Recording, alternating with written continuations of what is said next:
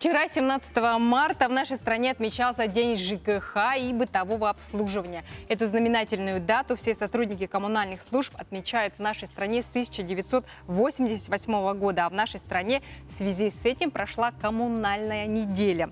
И многих интересовало, как будет внедрена услуга обращения с твердыми коммунальными отходами. Об этом нам более подробно расскажет Оксана Васильева, начальник отдела по работе с физическими лицами агентства субсидий. Оксана, доброе утро. Доброе утро. Итак, мы знаем, что с 1 января этого года в республике, как и во всей России, была внедрена услуга обращения с твердыми коммунальными отходами. Подскажите, эта услуга субсидируется или нет? У нас агентство субсидий предоставляет две государственные услуги. Это субсидия на оплату жилого помещения коммунальных услуг, а также компенсацию пожилым гражданам на капитальный ремонт. Очень многие сейчас стали спрашивать, будет ли это вот новая услуга, она будет ли субсидироваться или нет. Если не субсидируется, то почему? На самом деле услуга по обращению с твердыми коммунальными отходами, она пришла к нам взамен жилищной услуги вывоз мусора. Она перешла из категории жилищных услуг в коммунальные. Соответственно, как и все коммунальные услуги, она подлежит субсидированию. И к ней применяются такие же нормы и правила, как коммунальная любая услуга, как отопление, водоснабжение, водоотведение. Да? То есть она будет субсидироваться, для этого не нужны какие-либо изменения в законодательство. Граждане у нас приходят, как всегда, с квитанциями, показывают, и она входит в состав субсидируемых услуг. В настоящее время уже к нам более половины населения подошли наши получатели субсидий с квитанциями о том, что у них в квитанциях появилась новая строчка коммунальной услуги, и, соответственно, на нее субсидия тоже распространяется. Если наших получателей,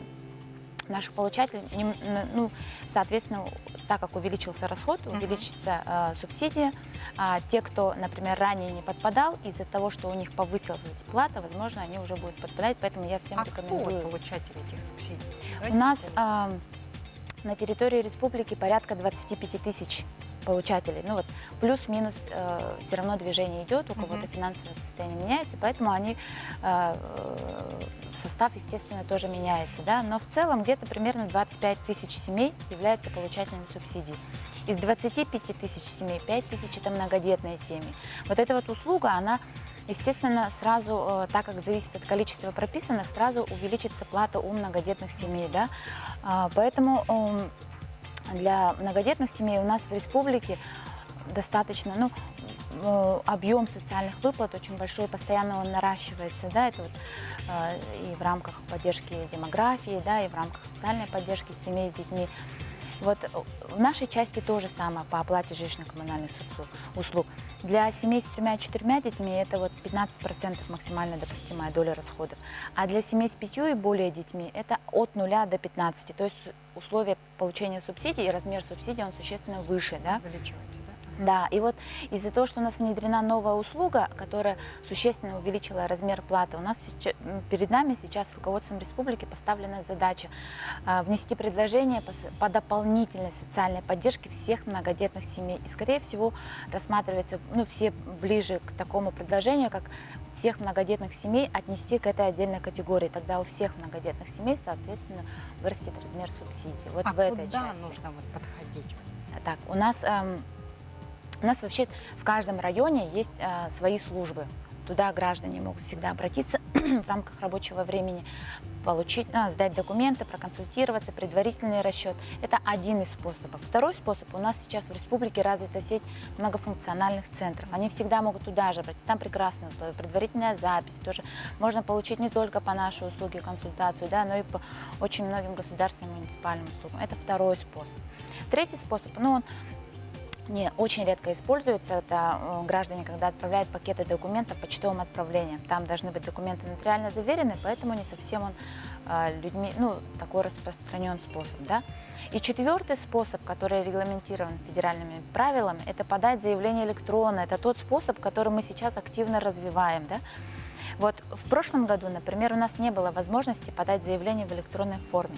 Сейчас, с конца только лишь прошлого года, с августа, с сентября, мы активно внедряем этот способ, и уже сейчас большое количество, порядка 1000 человек подали заявление электронно. Я вот почему хочу акцентировать внимание именно на электронном способе, да? Потому что, во-первых, человек может подать его в любое время. Ему не надо стоять в очередях, это очень удобно, да. многие граждане говорят, вот у вас огромный пакет документов. На самом деле пакет документов, он каждый раз уменьшается, потому что развивается межведомственное электронное взаимодействие.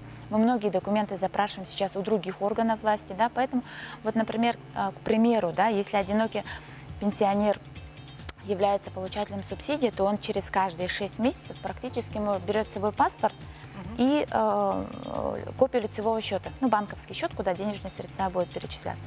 Размер размер пенсии, справку с Росреестра, сведения о социальных выплатах, это все мы запрашиваем самостоятельно. То есть единая база Единая, существует, да, есть определенное межведомственное электронное взаимодействие. Единственное, что вот квитанции за жилищно-коммунальные услуги мы пока берем нарочно, тоже на бумажном носителе, но и в этом направлении уже медленно, но верно мы подступаемся к тому, чтобы запрашивать электронно.